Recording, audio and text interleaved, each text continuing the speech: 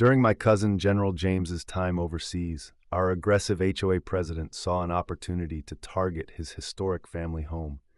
What she didn't expect was for James to return early with important connections, including a U.S. senator. Believe it or not, her minor violation led to half the HOA board facing federal court, all while turning our quiet neighborhood into a national issue regarding veterans' rights. Let me share a story about that morning when I spotted Karen Matthews taking pictures of my cousin's house.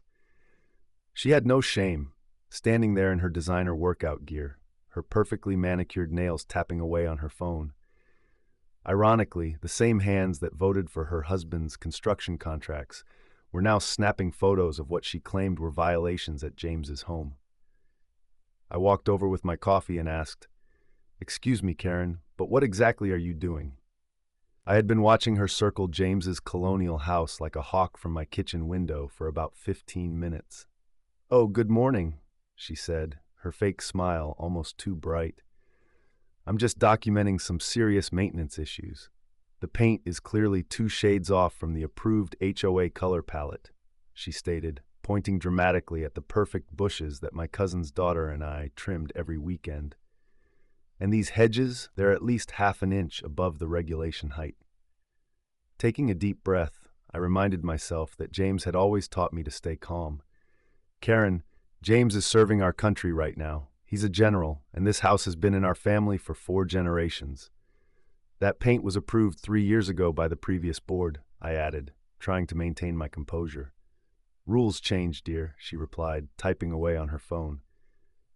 "And deployment is no excuse for letting property values drop. Did you know that the proposal for a community center could increase home values by 30%?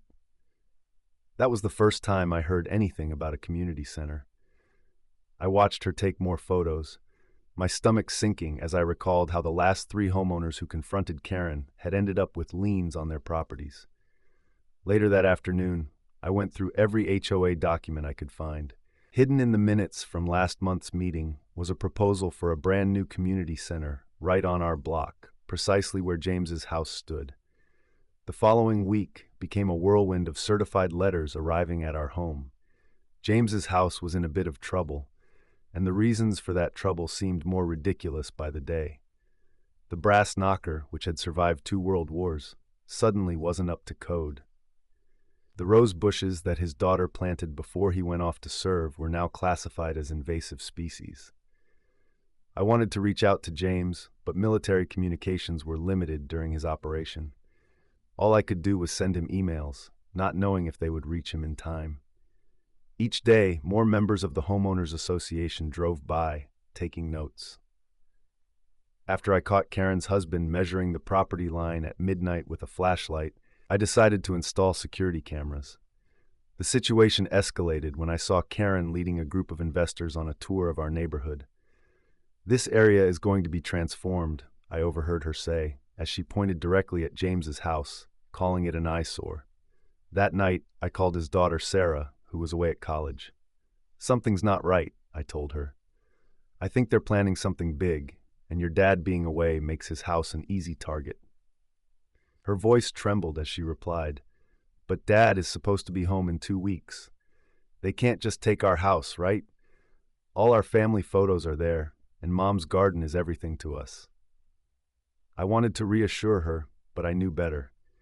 Karen had previously weathered 3 lawsuits from other homeowners, which meant she understood how to maneuver through these situations. Just then, a certified letter arrived. It announced an emergency HOA meeting scheduled for tomorrow night to vote on a community proposal. My heart sank when I read the fine print. They had planned the meeting just 13 days before James's return. It was 1 day shy of the legal notice period required for deployed service members under federal law. This wasn't just about property values or community enhancements. It was deeply personal, and Karen had clearly been plotting this for some time. That night, I locked James's front door, feeling a sense of dread that these might be the last hours this house would remain with our family. A photo on the wall caught my eye, James receiving his first command. He always taught me that battles are won through strategy, not just strength. As I walked home, I noticed Karen's porch light snap on. She stood in her doorway, wearing a silk robe, her smile cutting through the night. "Better take pictures for the memories," she called out sweetly. Little did she know, I was already formulating my own strategy. The next morning, I woke up to the sound of heavy machinery. At 6:30 a.m., I heard the unmistakable sound of heavy machinery rumbling down our street. Peering through my bedroom window, I spotted 3 yellow bulldozers and a large dump truck headed straight for James's house. A wave of anxiety washed over me as I quickly put on my shoes and grabbed the folder filled with legal documents I had been keeping close ever since Karen began making threats. The morning fog was still thick as I dashed outside, still in my pajamas. There was Karen, dressed in her designer workout clothes, tapping away on her iPad, that familiar, insincere smile plastered on her face. Nearby, 2 police cars were parked. This had clearly been planned. "Stop!" I shouted as I approached, holding up James's deployment papers. "This house belongs to an active service member. You can't do this." My hands shook as I displayed the power of attorney documents James had entrusted to me. Karen merely chuckled, not even glancing up from her screen. "Oh, sweetie," she replied, finally looking at me with icy eyes. "The board had an emergency meeting last night. We voted unanimously to proceed with immediate demolition due to severe structural issues." She added, "It's all perfectly legal. We even have a city inspector's report." Feeling a knot form in my stomach, I asked, "What inspector?" "I've been here every day." The demolition crew chief walked over, clearly uneasy. I quickly showed him James's property tax receipts. "Everything's paid up. They can't do this." Karen stepped between us. "Actually, we haven't received any tax payments for 6 months." "What a shame," she said, pulling out a thick folder. "We sent multiple notices. I guess they got lost in the mail to wherever your cousin is stationed." Trembling, I opened my banking app. There they were, 6 canceled checks to the HOA, all cleared. "You cashed these checks. I have proof right here," I insisted. Karen waved her hand dismissively. "Those were applied to other outstanding violations. See these reports? Overgrown grass, unauthorized paint color, non-compliant mailbox height," she kept going, listing off trivial violations as the sound of bulldozer engines grew louder. In a panic, I called James's lawyer, pacing back and forth on the sidewalk. "Pick up, pick up, pick up," I repeated, but the call went straight to voicemail. The police officers stood by, saying they couldn't get involved in a civil matter. I felt utterly helpless as the demolition crew began setting up their equipment. Neighbors were starting to come outside, drawn in by the noise. Most kept their distance, but old Mrs. Chen next door shuffled over, her phone held high, recording everything. I remember when James's grandparents built this house. It was a special moment, especially right after he returned from Korea. The entire neighborhood had come together to celebrate. But then, I noticed Karen shooting an angry glance at him as the bulldozer's claw lifted up. Suddenly, I felt tears well up in my eyes. Just then, my phone rang, and I saw James's smiling face on the screen, dressed in his uniform. My hands shook so much that I almost dropped the call. "Hey, cousin," he said cheerfully. "You won't believe it. I caught an early flight and just landed at the airport. I thought I'd surprise everyone." I could barely focus on his words as I watched the bulldozer inch closer to the front porch where we used to sip lemonade in the summertime. There was the swing where his daughter learned to read, and the window of the room where his wife spent her last days. "James," I said, my voice cracking, "you need to get here right now." But before I could explain, the sound of wood splitting interrupted me as the bulldozer took its first bite out of our family history. Behind me, Karen was already on her phone, speaking urgently. "Yes, honey. They're starting now. Make sure your crew is ready to break ground for the community center next week. Don't worry about the permits. I've got it all handled." As the bulldozer roared to life, I felt a deep sense of dread watching my cousin's life be torn apart. Little did I know, Karen's so-called perfect plan was on the verge of falling apart in ways none of us could have predicted. I'll never forget how the morning sun glinted off the general stars as James stepped out of my car.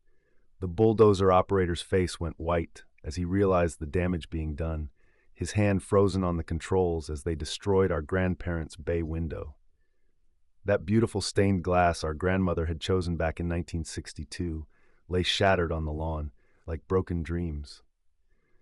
Karen was in the middle of a speech about community progress to a small crowd when she spotted James. It was as if her perfectly styled hair lost its lift as he walked by without acknowledging her. The only sound was his polished shoes crunching over the broken glass and splintered wood. I watched my cousin, who had faced warlords and terrorists, bend down to pick up his daughter Emma's first ballet trophy from the wreckage. The gold plastic dancer was broken in half. He gently tucked it into his uniform pocket, his face calm, but his eyes were filled with a quiet fury I could only compare to when he received the news about his wife's cancer. Karen flinched at the formality with which he spoke. "I believe you're standing on my property," he said, pulling a worn document from his briefcase. "This land deed goes back to 1947, when my grandfather returned from World War II. I'm curious about when the HOA received permission to demolish it." Karen tried to regain her composure, waving her HOA papers like a shield. "The board's decision was unanimous. Your cousin was informed, and we have all the proper documentation." James raised his hand, cutting her off. She fell silent, eyes wide, like a schoolgirl caught passing notes. He pulled out his phone and pressed a speed dial number, the crowd of neighbors leaning in with anticipation. "Bill, it's James. Remember our conversation about local government overreach?" He paused, glancing at Karen. "You won't believe what I'm looking at right now. Yes, that property, the one my grandfather left to me. It's protected under the Service Members Civil Relief Act." As James mentioned the federal law that safeguards deployed service members' property rights, Karen's face drained of color, and she clutched her designer purse tightly, as if it could somehow shield her. "Yes, Senator Williams, I think your committee would be very interested in how the HOA has handled this situation." He listened for a moment. "Bringing in the press? That's very thoughtful of you, Bill. See you in an hour." Meanwhile, the demolition crew began to retreat, stammering excuses about lunch breaks and wrong addresses. Tom, Karen's husband, who had boasted about his construction company's contract for the new community center, suddenly became fascinated by his shoes. James walked the edges of his shattered home, capturing images with his phone. He paused at his daughter's room, or what remained of it. The walls stood, but the roof was gone. Emma's space posters fluttered in the breeze like flags of surrender. The sight of her NASA bedsheets, mixed with broken tiles, tightened my throat. Then a young woman stepped forward from the crowd. I recognized her as Sarah, from 3 doors down, always too shy to speak at the HOA meetings. "I have videos of everything," she said, her voice quivering. "They started at dawn and ignored your cousin's legal papers." She glanced nervously at Karen. "I heard Mrs. Matthews on the phone last night, talking about how the demolition had to be done before you got back." More neighbors began to step forward, drawn into the unfolding drama. As we gathered, everyone began sharing their experiences.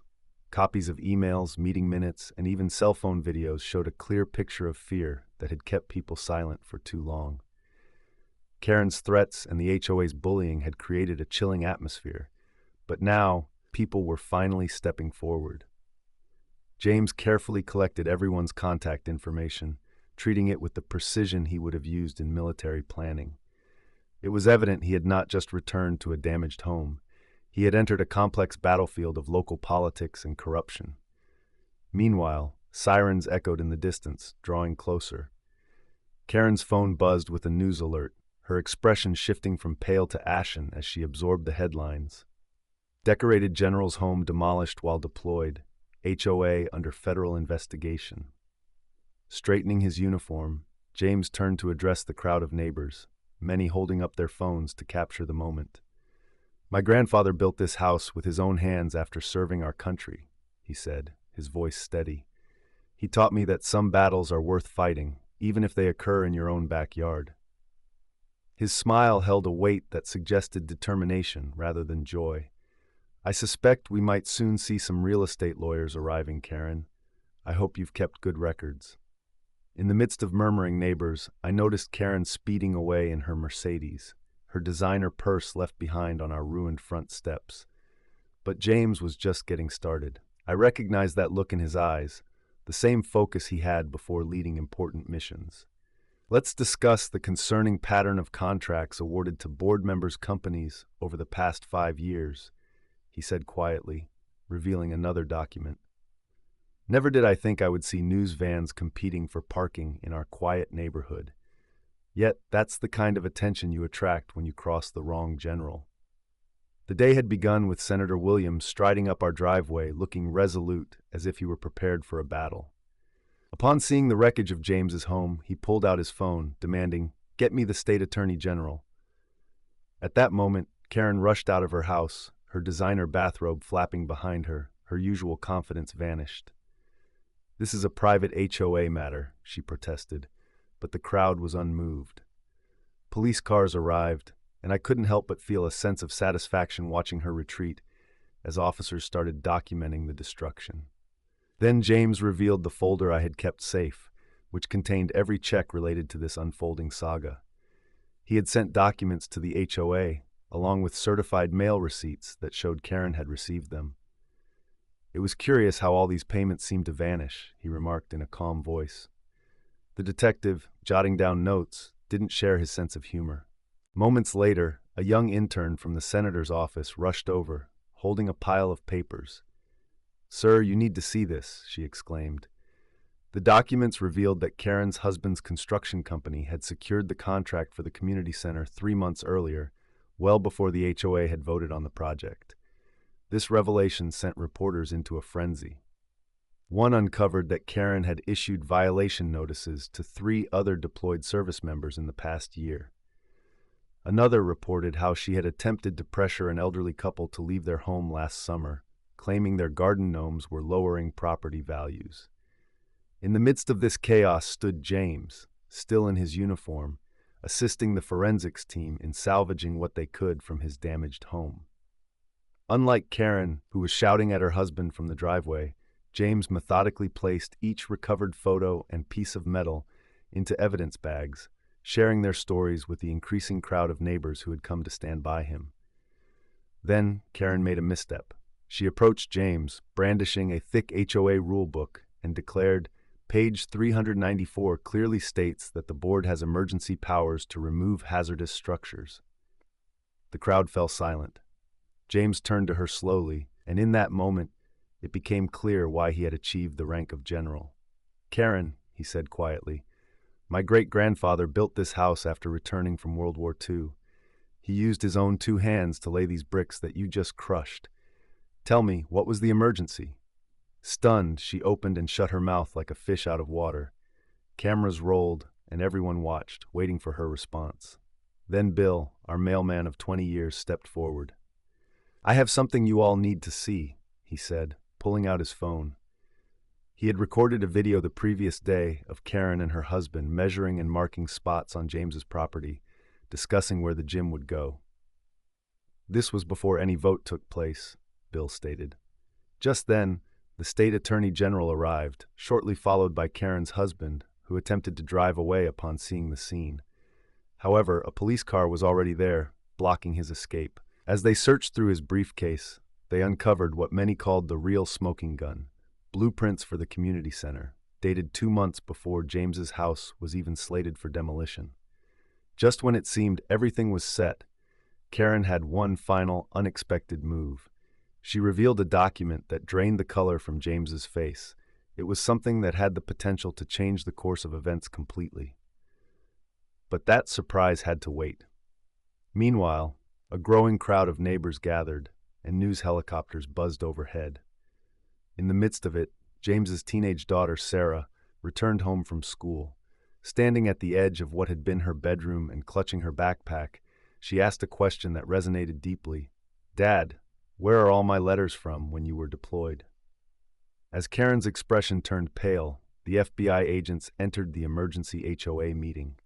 She attempted to grab her designer purse and flee, but they had already blocked both exits.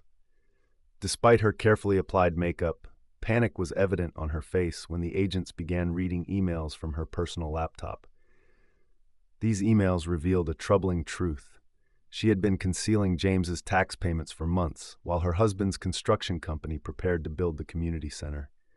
"This is ridiculous," Karen exclaimed, springing from her chair. The tension in the room rose as Agent Thompson played a recording of her phone call with the demolition company. I don't care if the paperwork isn't final yet. Tear it down before he gets back. We'll sort out the details later." Gasps filled the room, and Mrs. Johnson, who had lived next door for 2 decades, began to cry. "You told us he abandoned the property," she said to Karen. "You said his taxes hadn't been paid in years." James remained quiet in the corner, still in uniform, clutching his daughter's broken ballet trophy. He hadn't uttered a word since the agents arrived. The evidence was sufficient to speak for him. The FBI had uncovered everything: falsified violation notices, backdated board meetings that never took place, and checks from James that Karen had concealed in her home office. Outside, local news crews were having a field day. "Veteran faces federal charges in property scheme" flashed across every TV screen in town, thanks in part to Senator Williams making sure this story remained in the spotlight. The biggest shock came when Karen's husband was arrested at his office. It turned out that the plans for the community center included luxury condos, a fact that shook the entire community. They had been planning this for years, targeting the homes of service members deployed overseas, an effort that would net them millions. In the weeks that followed, things moved quickly. Lawyers, reporters, and inspectors became a constant presence. 7 members of the Homeowners Association were charged with crimes, and Karen and her husband faced serious consequences for their fraud and violations of the Service Members Civil Relief Act. They had underestimated the resilience of the families they harmed. The true victory, however, was not just in watching Karen led away in handcuffs or seeing her house put up for sale when their expensive lawyers could no longer afford to keep them out of prison. It was about witnessing our community come together to heal. Veterans from 3 states arrived with tools and supplies, and local businesses stepped up with donations. Even the mayor showed up, helping to lay the foundation for James's new home, a colonial style that Karen had never appreciated. Meanwhile, the Historical Society expedited the protection of James's new house along with 6 other properties owned by veterans in our neighborhood. Sitting on James's new front porch today, I watch his daughter Sophie practice ballet in the yard. The house looks similar to the old one, but is built with care and support from those who understand sacrifice and service. A new wall in the kitchen holds height markings for Sophie, alongside a shadow box with remnants of the house we managed to save. Instead of Karen's proposed community center, that land became a memorial park dedicated to local veterans. I often see families picnicking there, enjoying the playground equipment provided by the same construction companies that rejected Karen's questionable contracts. James, always humble, doesn't boast about how he helped dismantle a corrupt HOA board. Instead, he simply smiles when new neighbors inquire about the small piece of his old front door displayed with his medals. It serves as a reminder, he tells them, that home is worth fighting for. Although the FBI investigation continues and similar schemes have surfaced in other neighborhoods, what truly resonates with me is something I experienced recently. Last week, I spotted Karen's son volunteering at the Veterans Food Bank downtown. He met my gaze and with sincerity said, "I'm sorry for what my parents did." Perhaps this is the most significant victory of all, recognizing that justice can lead to healing. I never imagined our story would have such a wide-reaching impact. But after a video of Karen's arrest went viral, it sparked conversations and changed lives. The phone kept ringing with calls from military families all over the country, each sharing similar, unsettling experiences. James looked across the table at me over his morning coffee and said we needed to help them all. Although the news crews had moved on from our street, we knew our work was just beginning. By combining James' military connections with my knowledge of Karen's schemes, we formed the Homeowners Defense Alliance. Every week, more veterans joined our efforts, recounting their own struggles against unfair HOA boards that tried to intimidate them while they were serving abroad. Mike, a retired Marine who replaced Karen on the HOA board, uncovered something intriguing in the old files. Our neighborhood wasn't the only one being targeted. Karen's husband's construction company had its sights set on properties in 3 other military communities. Each time, the same troubling pattern emerged: sudden enforcement of minor violations, lost paperwork, and swift demolition votes while homeowners were overseas.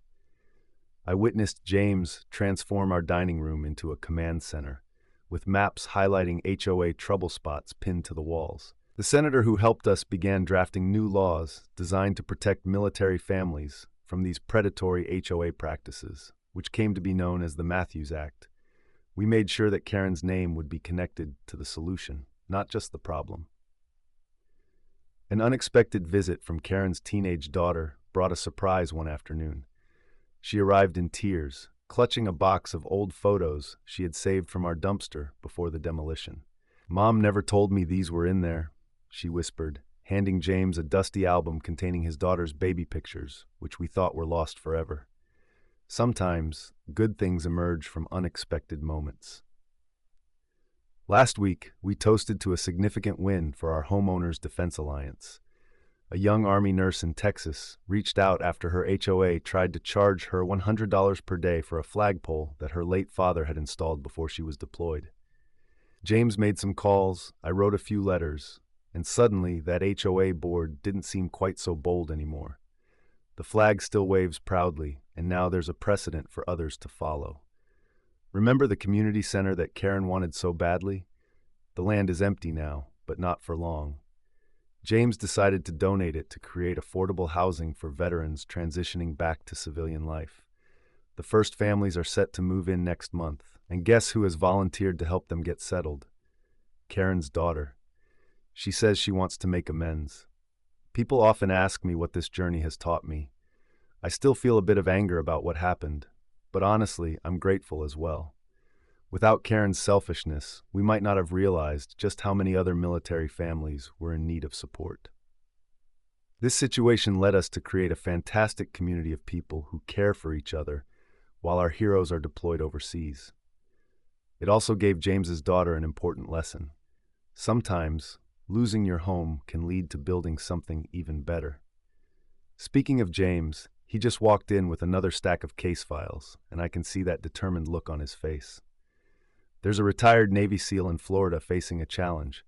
His homeowners association is trying to ban his service dog. Karen's experience taught us how to stand up against bullies like this, especially when they pick on the wrong veterans. Can you guess how this will turn out?